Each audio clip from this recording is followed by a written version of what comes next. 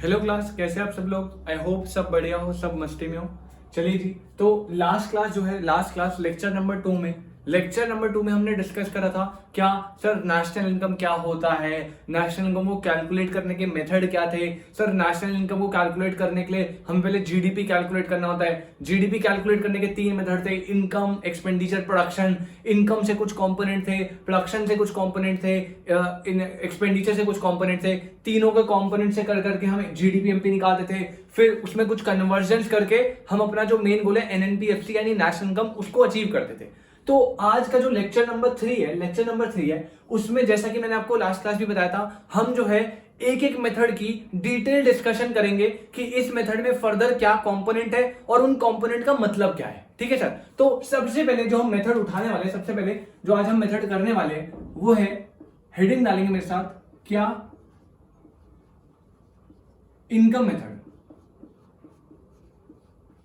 Heading डालेंगे भाई, income method. सबसे पहले आज जो है हम इनकम मेथड से जीडीपीएमपी कैसे निकाले वो समझेंगे कि इनकम मेथड से अगर हमें जीडीपीएमपी निकालना है तो क्या क्या करना पड़ता है। मैंने आपको बताया था कि फर्स्ट कंपोनेंट जो आपको लेना है इनकम मेथड से जीडीपीएमपी निकालने के लिए, वो क्या है, compensation of employee. Compensation of employee. Sir, यहां पे जो टर्म है ना वो है एम्प्लॉई। ठीक है सर। कंपनसेशन ऑफ एम्प्लॉई का कंपनसेशन। इस टर्म को समझने से पहले, इनकम मेथड में सबसे पहली टर्म जो कंपनसेशन ऑफ एम्प्लॉई है, उसे समझने से पहले ना आपको कुछ बातें जाननी पड़ेगी। अब देखो क्या बातें हैं वो सर, 2 टर्म होती है, एक होती है एम्प्लॉयर और एक होता है आपका एम्प्लॉय। ठीक है। जो एम्प्लॉयर होता है ना उसे हम ओनर, या आप बेटर वर्ड में लिख लो मास्टर भी कहते हैं। जो एम्प्लॉयर होता है वो कौन होता है, आपका मास्टर। सर, जो जॉब अपॉर्चुनिटी देगा, जो जॉब देगा आपको। एम्प्लॉय जो होता है वो होता है आपका सर्वेंट। वो कौन है, सर्वेंट। जो एम्प्लॉयर ने जॉब दी, उस जॉब को परफॉर्म कौन करेगा, सर, एम्प्लॉय। तो एम्प्लॉयर हो गया मास्टर और एम्प्लॉय हो गया आपका सर्वेंट। ठीक है। यहां पे 2 लोग हैं, एक है एम्प्लॉयर, एक है एम्प्लॉय।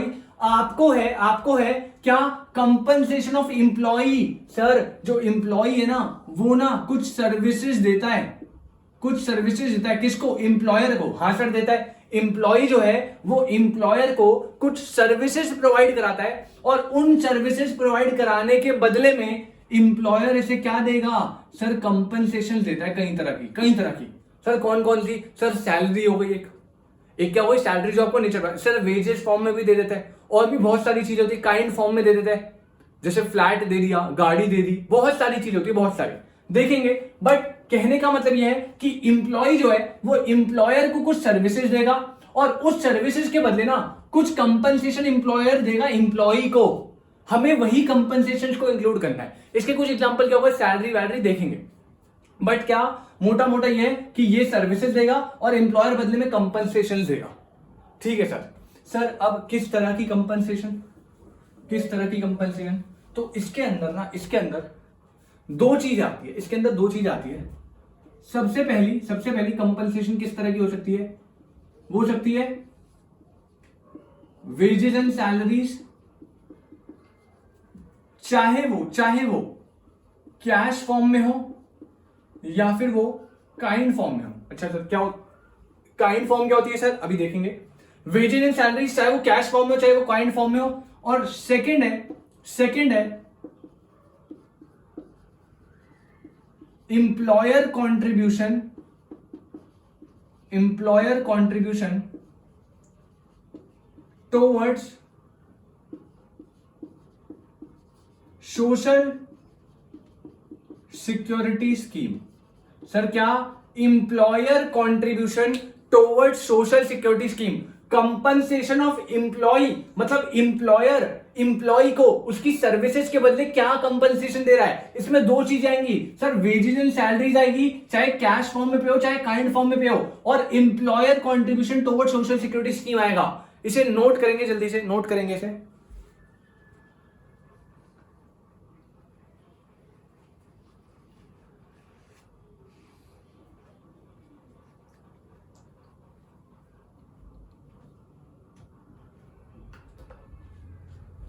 चलिए जी, आई होप नोट हो गया हो। ठीक है जी।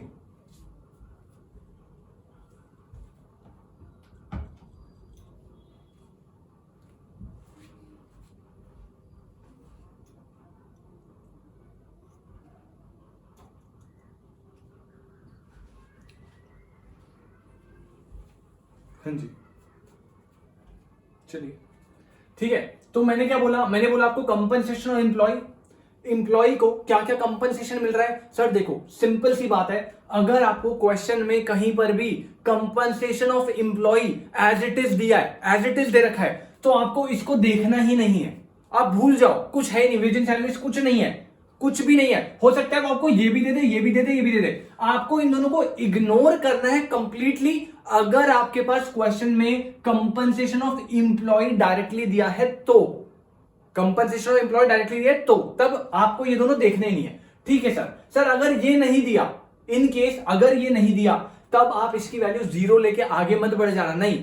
उस केस में आपको इसको निकालने के लिए क्या करना है सर, आपको लेना है वेजेस या सैलरीज, चाहे वो कैश फॉर्म में हो, मतलब आपको कैश फॉर्म में दिए, चाहे वो काइंड फॉर्म में, जैसे आजकल ऑफिस वाले करते हैं, काइंड फॉर्म में दे दिया, आपको रहने के लिए घर दे दिया, ऑफिस आने जाने के लिए गाड़ी दे दी, व्हीकल दे दिया कोई भी, तो काइंड फॉर्म में उस तरीके से पे हुआ हो, चाहे कैश फॉर्म में पे हुआ हो, दोनों वेजेस एंड सैलरीज का पार्ट बनेगा।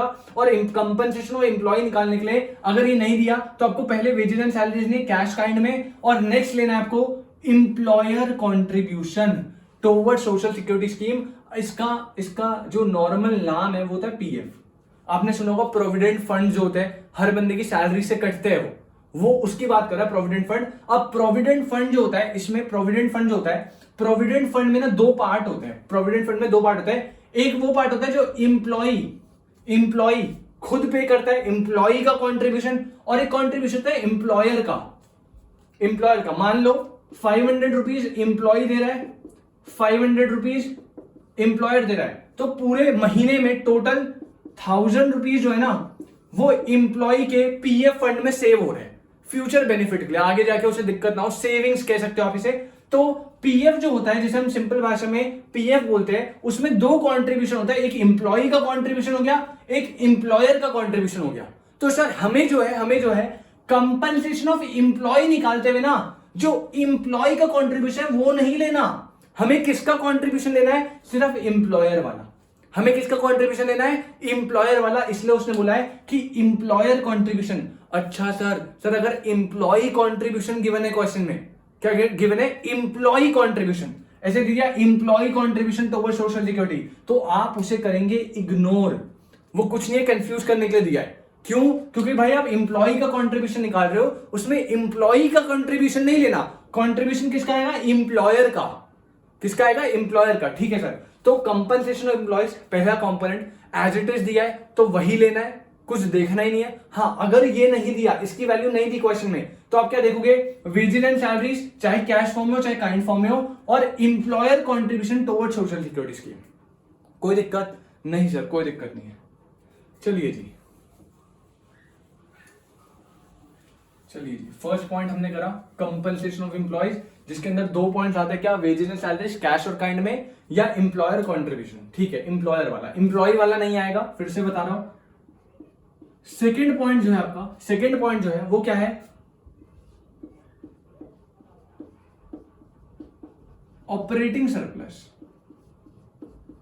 सेकंड पॉइंट क्या आपका, ऑपरेटिंग सरप्लस। अब सर देखो इसमें क्या है सर, ऑपरेटिंग सरप्लस में ना तीन कंपोनेंट आएंगे। फिर से बता रहा हूं, अगर डायरेक्टली ऑपरेटिंग सरप्लस आपको दे रखा है, फिर आपको कोई कंपोनेंट देखना ही नहीं है अंदर का, तब कुछ नहीं देखना, सीधा इसकी वैल्यू क्वेश्चन में पुट कर दो, कंपनसेशन निकालिए, उसमें ऑपरेटिंग ऐड कर दो। लेकिन अगर ये नहीं दिया तो इसे 0 लेके आगे नहीं बढ़ सकते। इसमें तीन कंपोनेंट होते हैं सर, कौन कौन से, कौन कौन से 3 कंपोनेंट? सबसे पहला rent and royalty, rent and royalty. सबसे पहला कंपोनेंट ऑपरेटिंग सरप्लस का क्या है? Rent and royalty. Sir second component क्या है ऑपरेटिंग सरप्लस निकालने के लिए? इंटरेस्ट। और लास्ट क्या है आपका? प्रॉफिट। 3 कंपोनेंट ऑपरेटिंग सरप्लस दे रखा है, फिर इन तीनों में से कुछ भी नहीं देखना। हो सकता है आपको ये भी गिवन हो और ये तीनों भी गिवन हो, इन तीनों को इग्नोर करना है अगर आपको ये दे रखा है। अगर ये नहीं दिया फिर आपको इसको निकालने के लिए इन तीनों को ऐड करना है। क्या है? रेंट एंड रॉयल्टी, इंटरेस्ट और प्रॉफिट। सर रेंट आपको पता है किसी लैंड बिल्डिंग प्रॉपर्टी के बदले में मिलता है। रॉयल्टी होती है जब आप नाम यूज कर रहे हो, किसी का नाम यूज कर रहे हो। जैसे मैंने हल्दीराम का जो है स्टोर खोल लिया, क्या मैं हल्दीराम का स्टोर खोल सकता हूं? सर कैसे खोल सकते हो? केस कर देगा आपके ऊपर। तो अगर मुझे उसका नाम यूज करना है तो मुझे रॉयल्टी पे करनी होगी, एक अमाउंट पे करनी होगी। तो जब हम नाम यूज करते हैं ना किसी का, उस केस में हमें रॉयल्टी पे करनी पड़ती है। आप ये समझिए। इंटरेस्ट आपको पता है लोन वोन बोरोइंग्स के ऊपर। प्रॉफिट आपको सबको पता है। सर 3 कंपोनेंट अगर rent, royalty, interest, profit, operating surplus निकालना, तीनों को ऐड कर दो। अब कई बार क्या होता है ना, कई बार क्या होता है मेरे भाई, प्रॉफिट जो है वो आपको गिवन नहीं है। प्रॉफिट जो आपको गिवन नहीं है, अगर आपको ये गिवन नहीं है या रेंट, रॉयल्टी या इंटरेस्ट, तो आप इन्हें जीरो लेके आगे बढ़ जाओ। मतलब रेंट, रॉयल्टी नहीं दिया, ऐसे छोड़ दो, जीरो लो, इन दोनों को ऐड करो, ऑपरेटिंग सरप्लस निकल गया। आपको इंटरेस्ट नहीं दिया, कोई दिक्कत नहीं, इसे जीरो लो, इसको और इसको ऐड करो, ऑपरेटिंग सरप्लस निकल गया। लेकिन अगर कभी आपको प्रॉफिट गिवन नहीं है, अगर कभी आपको प्रॉफिट गिवन नहीं है, तो आप इसे जीरो नहीं ले सकते मेरे भाई। आपको क्या करना पड़ेगा? आपको प्रॉफिट के लिए, प्रॉफिट निकालने के लिए फर्दर 3 कंपोनेंट होता है। क्या सर? सबसे पहला होता है क्या? Corporate tax. सबसे पहला कंपोनेंट प्रॉफिट का क्या होगा? Corporate tax. सेकंड होगा dividend, second corporate tax, dividend, और लास्ट जो है आपका वो है अनडिस्ट्रीब्यूटेड प्रॉफिट। लास्ट जो है वो क्या है आपका? Undistributed profit. अच्छा सर ऑपरेटिंग सरप्लस निकालना है मेरे भाई, 3 चीजें चाहिए, रेंट, रॉयल्टी, इंटरेस्ट, प्रॉफिट, तीनों को कर दो ऐड। अगर ये नहीं दिया जीरो ले लो, कोई दिक्कत नहीं है। ये नहीं दिया जीरो ले लो, कोई दिक्कत नहीं है। अगर प्रॉफिट नहीं दिया तो आपको आइटम में ढूंढने 3 चीजें। सर क्या?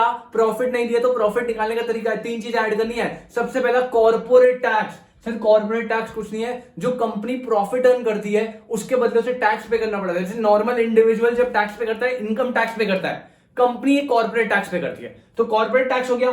डिविडेंड क्या होता है? डिविडेंड होता है इंटरेस्ट, एक टाइप का इंटरेस्ट होता है, एक ऐसा इंटरेस्ट जो कंपनी अपने शेयर होल्डर्स को देती है। कब? जब वो प्रॉफिट कमाती है। जब भी कोई कंपनी प्रॉफिट अर्न करेगी तो उसे अपने शेयर होल्डर्स को उस प्रॉफिट का कुछ पार्ट देना पड़ेगा, शेयर करना पड़ेगा उनके साथ। तो उस इंटरेस्ट को बोलते हैं डिविडेंड। ये शेयर होल्डर्स को मिलता है, ठीक है। और सर लास्ट क्या है? जो प्रॉफिट कॉर्पोरेट टैक्स पे कर दिया, प्रॉफिट थोड़ा डिस्ट्रीब्यूट कर दिया शेयर होल्डर्स के बीच में, और जो प्रॉफिट बच गया वो अनडिस्ट्रीब्यूटेड प्रॉफिट हो जाता है। तो प्रॉफिट के 3 काम है, या तो टैक्स पे होगा, डिविडेंड पे होगा, या जो नहीं हुआ, जो बच गया वो अनडिस्ट्रीब्यूटेड प्रॉफिट। तो ऑपरेटिंग सरप्लस में 3 चीजें, क्या? Rent, royalty, interest, profit. Profit निकालने के लिए फर्दर 3 चीजें, क्या? Corporate tax, dividend, undistributed profit. अगर आपको ये तीनों दे रखे हैं और प्रॉफिट भी दिया है तो आपको ये तीनों इग्नोर करना है, प्रॉफिट की वैल्यू सीधा ले लेना, कोई दिक्कत नहीं है। अगर आपको प्रॉफिट दिया है तब आपको इन तीनों को देखना ही नहीं है, भूल जाओ ऐसा कुछ होता है, इग्नोर पूरा। ओके सर, नोट करेंगे इसे, नोट करेंगे।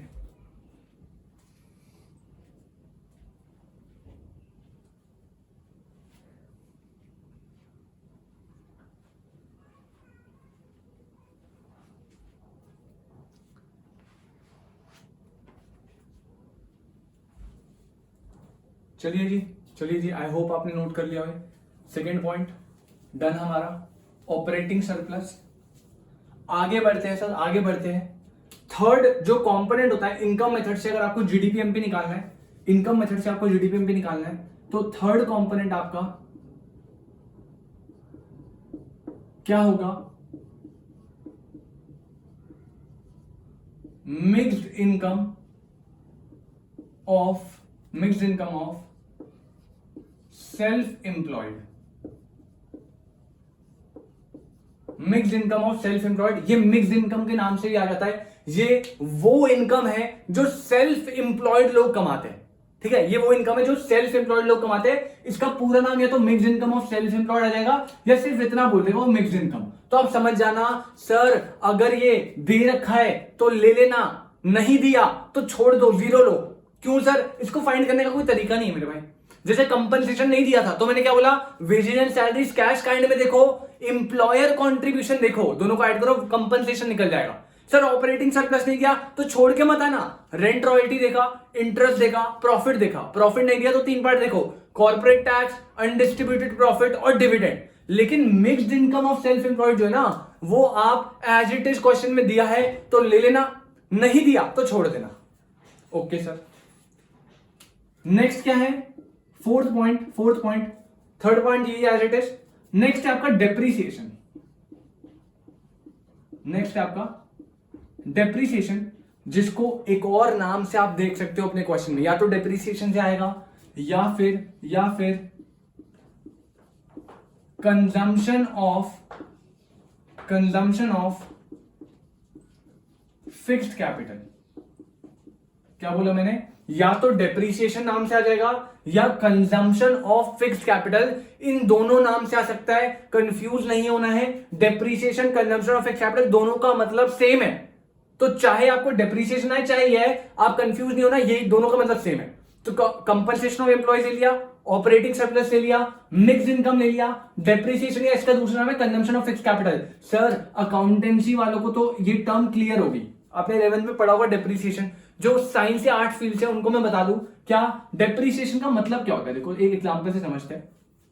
यार आपने जो है, मान लो एक ना फर्नीचर लिया,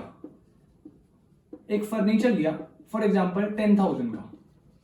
सर क्या लिया? फर्नीचर लिया, कुछ भी, टेबल चेयर कुछ भी ले लिया, फर्नीचर लिया आपने 10,000 का। अब मुझे एक बात बताओ, आपने उस फर्नीचर को ना, फॉर एग्जांपल उसकी लाइफ 10 ईयर्स की थी, जितने भी ईयर्स की थी लाइफ, कोई दिक्कत नहीं है। आपने उस फर्नीचर को ना फॉर एग्जांपल 2 ईयर्स के लिए यूज कर लिया भाई, रगड़ दिया ढंग से, मतलब कर लिया यूज अच्छे से, पैसा वसूल कर लिया।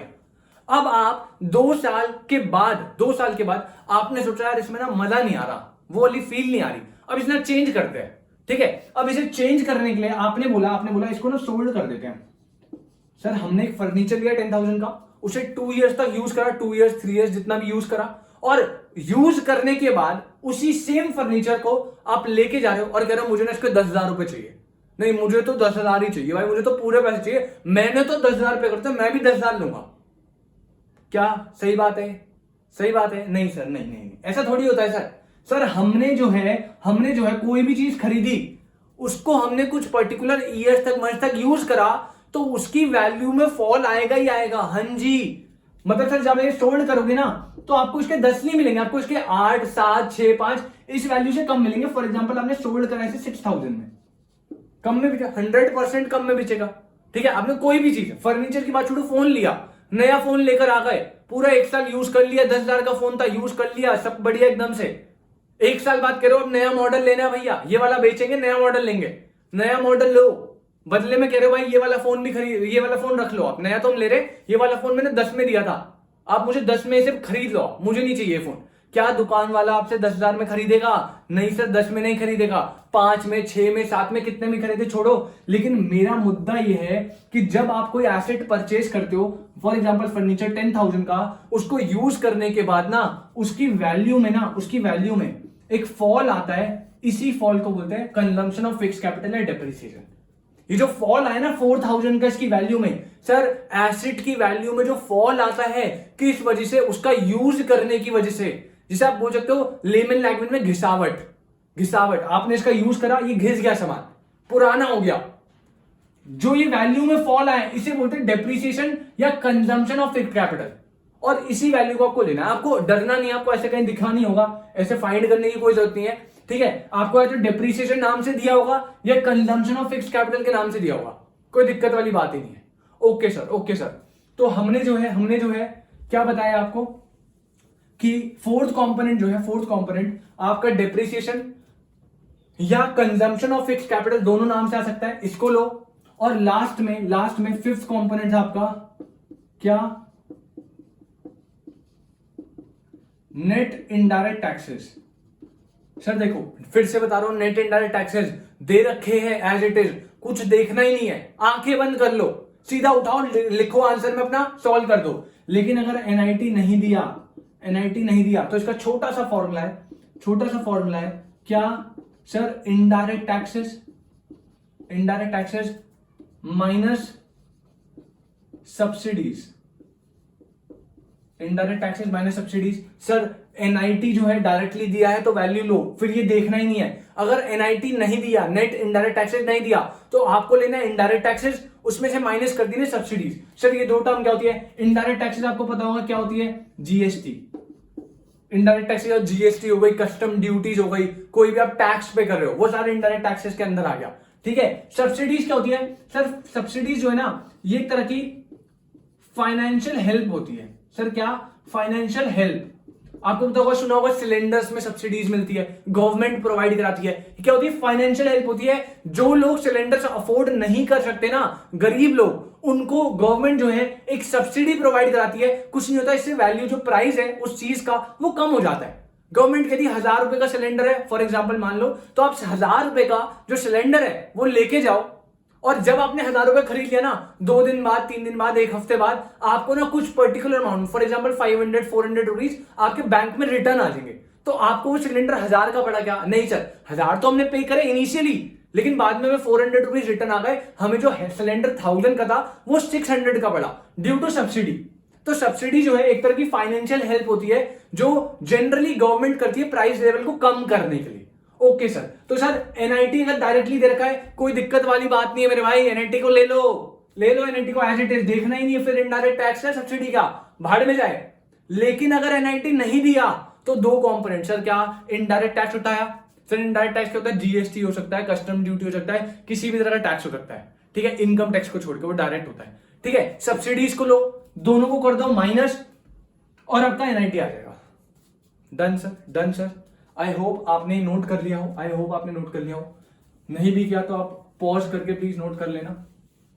तो सर ये है हमारा इनकम मेथड से क्या, ये है हमारा इनकम मेथड से क्या, जीडीपी एट एमपी, ये है हमारा इनकम मेथड से क्या, जीडीपी एमपी। फिर से बता रहा हूं, अगर मैं कुछ फॉर्मूला आपके लिए फॉर्मूला बना के अगर मैं लिखूं तो कुछ ऐसा बन सकता है, क्या, GDP at MP is equal to, income method से जीडीपी एमपी निकालना था तो सर शॉर्ट फॉर्म में compensation of employees plus operating surplus plus क्या, प्लस क्या sir, plus mixed income plus depreciation plus NIT, है कि नहीं? बिल्कुल सर। सर इसमें दो कंपोनेंट, वेजेस एंड सैलरीज, इसके अंदर क्या आ गए आपके, दो कंपोनेंट आ गए। सबसे पहला क्या सर, वेजेस एंड सैलरीज, और अगर आपको याद हो एम्प्लॉयर कॉन्ट्रीब्यूशन, क्या आ गया, समरी बना दो शॉर्ट फॉर्मूला। सबसे पहले जीडीपी एमपी इनकम मेथड से निकालना है, compensation of employees, operating surplus, mixed income, depreciation, NIT. Compensation दे रखा है तो ले लो, कोई दिक्कत वाली बात है, नहीं दिया तो sir wages and salaries, employer contribution, दोनों को ऐड कर दो, कंपनसेशन निकल गया। ऑपरेटिंग सरप्लस में sir 3 component, rent and royalty, RNR, interest, profit. Profit नहीं दिया, फिर से 3 कंपोनेंट, सर क्या, sir corporate tax, dividend, undistributed profit. Short form में बता रहा हूं, बिल्कुल summary wise. Mixed income as it is दिया होगा, डेप्रिसिएशन का दूसरा नाम है कंजम्पशन ऑफ फिक्स्ड कैपिटल, और एनआईटी एज इट इज दिया है तो ले लो, नहीं दिया तो इनडायरेक्ट टैक्स माइनस सब्सिडीज। इस तरीके से एक पर्टिकुलर में शॉर्ट समरी में आपका एक छोटा सा फॉर्मूला बना लिया, एक पैटर्न बना लिया। ये पैटर्न आप लर्न कर लो एक बार, और इनकम मेथड में आपको कोई भी दिक्कत नहीं आने वाली। इनकम मेथड से आपने जीडीपीएमपी निकाल लिया। लेक्चर 2 में मेरे भाई, लेक्चर 2 में आपको कन्वर्जन बताए थे, सर जीडीपीएमपी को हमें कन्वर्ट करना है एनएनपीएफसी में, तो सर जी से ग्रॉस से नेट पे जाना था, माइनस डेब्ट, डोमेस्टिक से नेशनल में जाना था, ऐड नफीफा, सर मार्केट प्राइस से फैक्टर कॉस्ट पे जाना था, माइनस एनआईटी।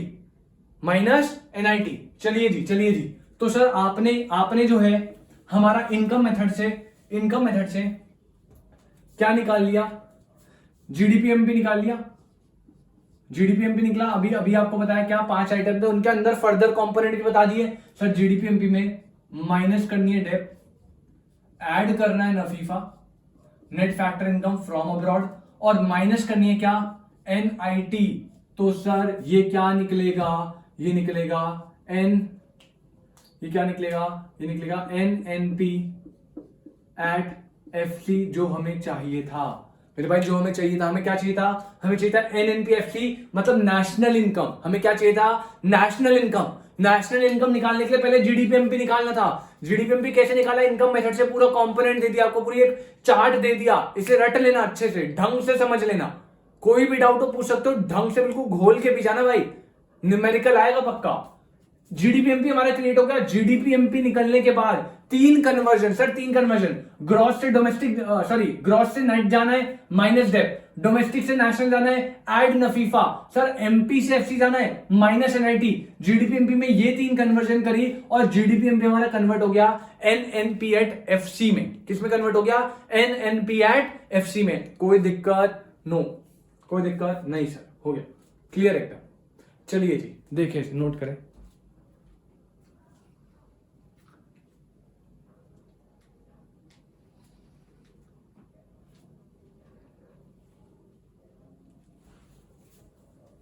चलिए जी, तो आज जो है हमने अपना इनकम मेथड, एक पर्टिकुलर मेथड पूरा कंप्लीट करा।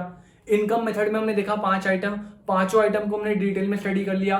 Compensation of employees, wages and salary जाता है, कैश में, काइंड में, इंप्लॉयर कंट्रीब्यूशन, अगर इंप्लॉय कंट्रीब्यूशन होगा इग्नोर करो उसे, इंप्लॉयर कंट्रीब्यूशन, ठीक है। ऑपरेटिंग सरप्लस में तीन चीजें, rent, royalty, interest, profit. Profit में तीन चीजें, अनडिस्ट्रीब्यूटेड प्रॉफिट हो गया, कॉर्पोरेट टैक्स हो गया, डिविडेंड हो गया। मिक्स्ड इनकम, या तो मिक्स्ड इनकम होगा या mixed income of self employed होगा, उसके अलावा कुछ नहीं, वरना नहीं दे रखा तो जीरो लेके आगे बढ़ो। डेप्रीसिएशन, डेप्रीसिएशन में डेप होगा या फिर कंजम्पशन ऑफ फिक्स कैपिटल, दो नाम होंगे। Sir last net indirect taxes, NIT, formula क्या, इनडायरेक्ट टैक्स माइनस सब्सिडीज।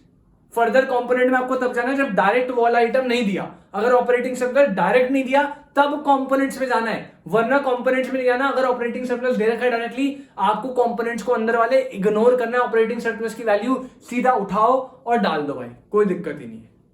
चलिए जी, उसके बाद GDPMP निकला, उसके बाद तीन कन्वर्जन, ग्रॉस से नेट में माइनस डेप, डोमेस्टिक से नेशनल ऐड नफीफा, MP से FC माइनस NIT।